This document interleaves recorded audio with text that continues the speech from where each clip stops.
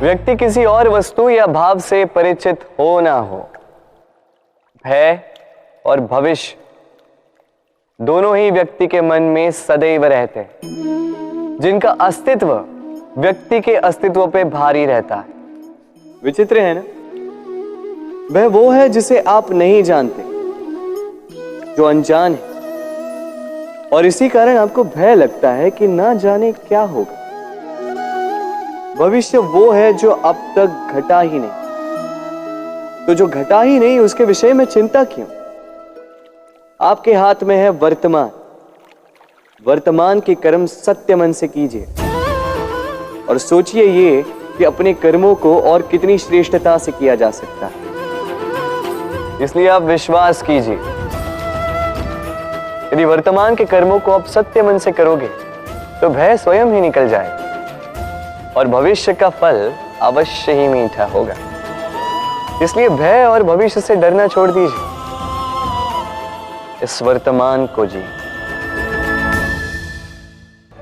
जीवन में हम कई लोगों से मिलते हैं। आप भी ऐसे कई लोगों से मिले होंगे जिन्होंने स्वयं को असफल मान लिया, निराश हो चुके, जिन्होंने ये स्वीकार कर लिया है कि इस जीवन में उनसे कोई कार्य हो ही नहीं पाएगा, वो कुछ कर ही नहीं सकते, किसी कार्य के वो योग्य ही नहीं। किंतु ऐसा नहीं, इस संसार में ऐसा कुछ भी नहीं है जो योग्य नहीं है। कोई ऐसा अक्षर नहीं है जो किसी मंत्र का भाग ना हो, कोई ऐसी जड़ी बूटी नहीं है जो औषधि ना हो, कोई ऐसा विष नहीं है जो समय आने पर अमृत ना बन जाए। और इसी प्रकार कोई व्यक्ति अयोग्य नहीं होता, उसे अयोग्य बनाती है उसकी सोच। इसलिए स्वयं को जानो, जान जाओगे कि आप क्या हो। अपने अंतर मन को जगाएं। आप देखेंगे कि जिस संसार की नींव ही बनी है आशा से, उस संसार में निराशा, हताशा और हार जैसा कोई भाव अस्तित्व ही नहीं रखता। इतना सुंदर पुस्तक है, सुंदर आवरण है, सजाए हुए पृष्ठ है,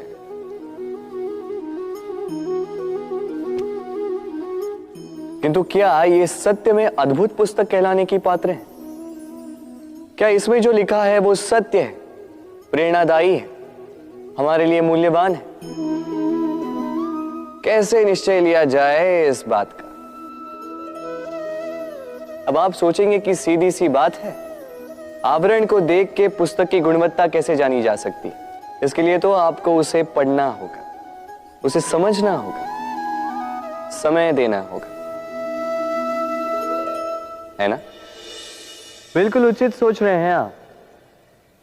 बस आश्चर्य की बात यह है कि पुस्तक के विषय में आप ये सारी बातें जानते हैं, किंतु किसी व्यक्ति के विषय में आप ये सारी बातें मन में नहीं लाते। व्यक्ति का मूल्यांकन भी उसके वस्त्रों से, उसके शारीरिक रूप से या उसकी सुंदरता से नहीं किया जा सकता। उसके लिए आपको उस व्यक्ति को पढ़ना होगा, उसे समझना होगा, उसे समय देना होगा। पर हम क्या करते हैं?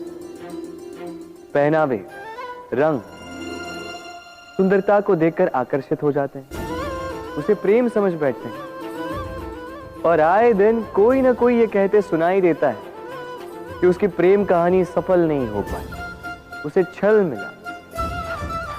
किंतु इसमें दोष किसी और का नहीं, स्वयं आपका है। आपने उस व्यक्ति को समय नहीं दिया, आपने उस व्यक्ति के विचार नहीं परखे।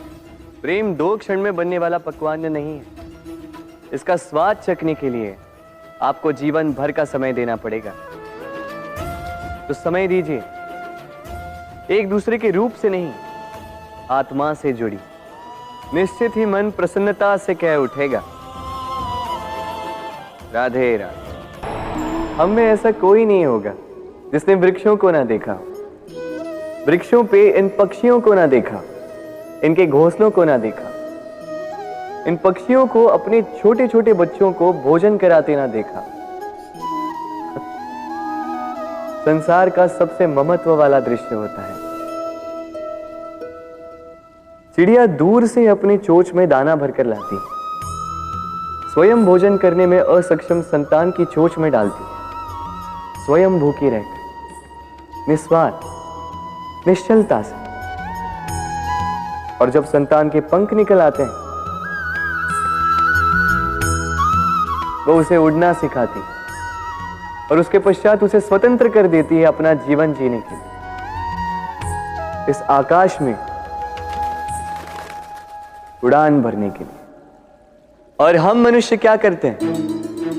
जिस संतान को हम पंछी की भांति पालते हैं, उसके पंख निकलते ही हम उसे बांध देते हैं, ये सोच के कि कहीं वो दूर उड़कर न चली जाए। ऐसा नहीं कि इस स्थिति में माता पिता को संतान से प्रेम नहीं है, अवश्य, किंतु इसमें प्रेम पर मोह भारी पड़ जाता है, जो स्वयं अपने और संतान के भविष्य के बीच में बाधा बन जाता है। हम ये भूल जाते हैं कि हम केवल जन्मदाता है, भाग्य विधाता नहीं। तो जब प्रेम में मोह आ जाए तो वो प्रेम नहीं, स्वार्थ बन जाता है।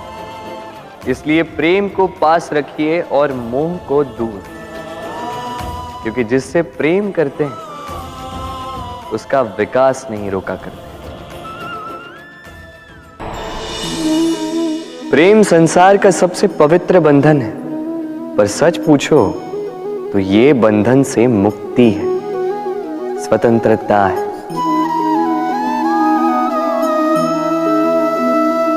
नहीं समझे? समझाता हूं। यदि कोई आपका प्रेम ठुकरा दे, यदि कोई आपका प्रेम समझ ही ना पाए, तो क्या होगा? कुछ उदास हो जाएंगे, कुछ छल करके प्रेम पाना चाहेंगे, तो कुछ बलपूर्वक प्रेम पर अधिकार करना चाहेंगे।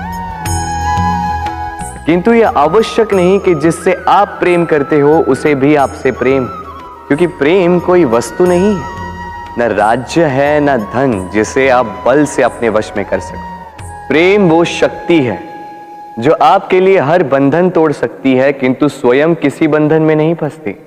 तो जिससे भी आप प्रेम करते हो उसे स्वतंत्र छोड़ दीजिए, क्योंकि स्वतंत्रता ही वो भाव है जो जीव को सबसे अधिक प्रिय है।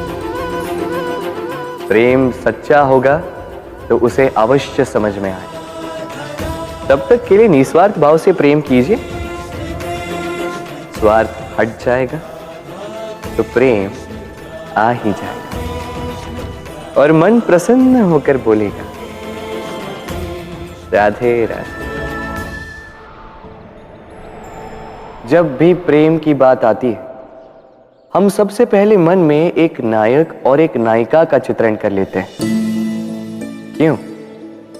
आपके साथ भी यही होता है ना? पर क्या प्रेम केवल नायक नायिका के आकर्षण का बंधन है? नहीं, प्रेम तो परिवार से हो सकता है, माता पिता भाई बहन से हो सकता है, सखा मित्रों से हो सकता है, देश और जन्मभूमि के लिए हो सकता है, मानवता के लिए हो सकता है, किसी कला के लिए हो सकता है, इस प्रकृति के लिए हो सकता है। पर प्रेम कभी उस पन्ने पर लिखा ही नहीं जा सकता जिस पर पहले ही बहुत कुछ लिखा हो। जैसे एक भरी मटकी में और पानी आ ही नहीं सकता। तो यदि प्रेम को पाना है तो मन को खाली करना होगा, अपनी इच्छाएं, अपना सुख सब त्याग कर समर्पण करना होगा।